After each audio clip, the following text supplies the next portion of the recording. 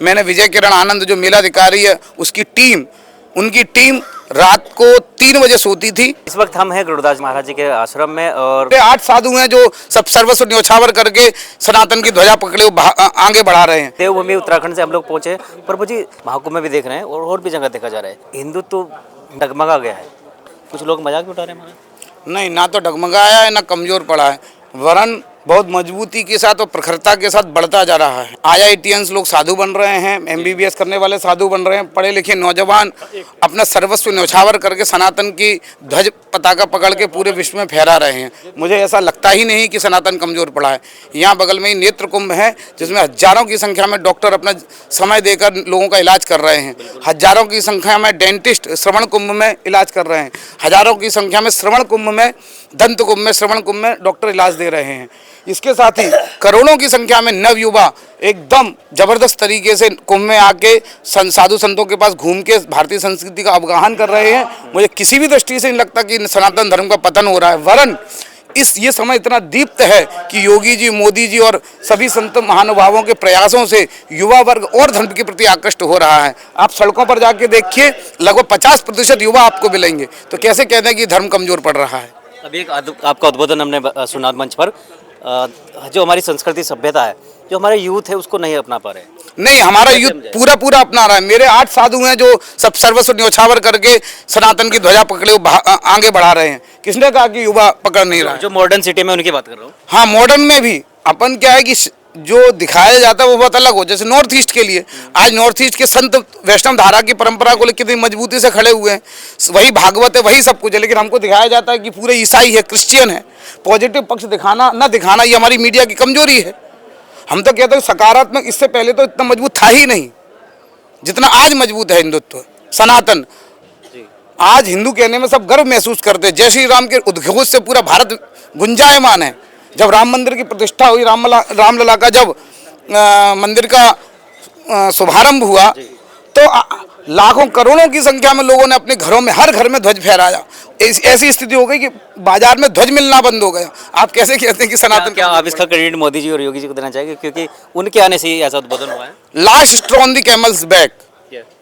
हजारों साल की, लाखों साल का जो धर्म युद्ध था उसकी परिणति मोदी जी और योगी जी के माध्यम से हुई है। लेकिन मैं सारा श्रेय डॉक्टर हेडगेवार जी, अशोक जी सिंगल, हमारे देवराहा बाबा और ऐसे कई हजारों बलिदानी संतों को, हतात्माओं को दूंगा। भाग्य ने योगी जी, मोदी जी को आगे किया तो इतना उनका सम्मान है, लेकिन बलिदानी परंपराओं के कारण राम मंदिर सगोम हो पाया। सीता हमारे बच्चों में संस्कार कैसे है, उसके लिए क्या कुछ और किया जा सकता है? माताएं अपने बच्चों पर ध्यान दें, पैसे कमाने की मशीन न बना के संस्कारों का ग्रह अपने घर को तैयार करें और उसी से बच्चों का जीवन सुखी होगा। अब अर्ध महाकुंभ भी लगने वाला है, उस पर क्या कहेंगे? अर्ध महाकुंभ में लगना चाहिए, इस तरह के मेले होने चाहिए जिससे आध्यात्मिकता का विकास हो और संतों के दर्शन सभी लोग कर पाएं। इस मेले से आप कितना संतुष्ट है जो अभी देवप्रयाग में लगा? मैं पूर्णतः संतुष्ट हूं, क्योंकि मैंने लोगों की मेहनत देखी है, योगी जी का अथक परिश्रम देखा है। मैंने विजय किरण आनंद जो मेलाधिकारी है उनकी टीम रात को 3 बजे सोती थी या 4 बजे सोती थी, पुनः 7 बजे से काम में लगती थी।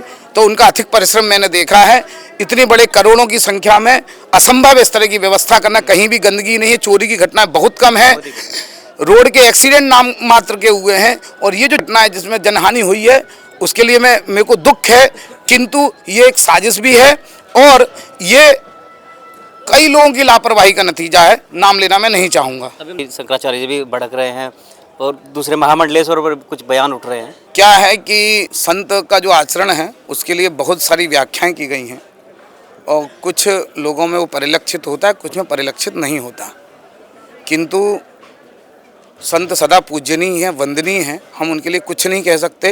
वह किसी भी संत का अपमान करना ईश्वर के अपमान के बराबर है। हमारी मर्यादा हम उनके लिए नहीं कहेंगे, लेकिन हम ये पूरा मानते कि मेला महाकुंभ दिव्य कुंभ पूरी तरह सफल है। आप देखिए नॉर्थ ईस्ट के 17 अधिकार जो कभी भी कुंभ में शामिल नहीं होते, त्रिपुरा से, नागालैंड से, मणिपुर से, मिजोरम से, अरुणाचल प्रदेश के साधु संत, विभिन्न धर्मगुरु जो कभी मेले में नहीं आए, आज योगी जी के प्रयासों से, मेला प्राधिकरण के अत्यधिक सहयोग से, मोदी जी के आग्रह से और सभी कई विश्व हिंदू परिषद, राष्ट्रीय स्वयंसेवक संघ और 17 अधिकारों के सहयोग से सभी लोग यहाँ उपस्थित हैं। ये कितनी दिव्य बात है। प्रभु जी 144 वर्षों का जो संयोग है, क्या ये दोबारा देखने को मिल सकता है? बहुत सारे अधूरे रह जाएंगे इससे, मुझे लगता है। ये कितना ये प्रश्न बड़ा हल्का है। अब 144 वर्ष आजकल आयु किसकी होती है, ये प्रश्न ही अपने आप में विचित्र और अनर्थपूर्ण है। लेकिन जो साधु संत है उनका कहना है कि देखा जा सकता है। 144 वर्ष जिसकी आयु होगी वो देख लेगा। मुझे नहीं लगता कि मेरी आयु 144 वर्ष है।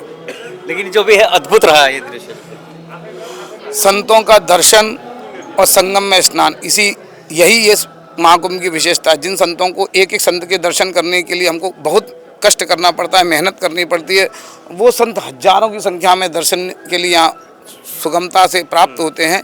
यही इस महाकुंभ की सबसे बड़ी विशेषता है। लेकिन संत महात्मा हैं और हमारे जो साधु संत हैं, जो हमारे सन्यासी, वो लगातार हिंदू धर्म के लिए, हिंदुत्व के लिए यूं ही आगे बढ़ते रहेंगे। जय श्री राम।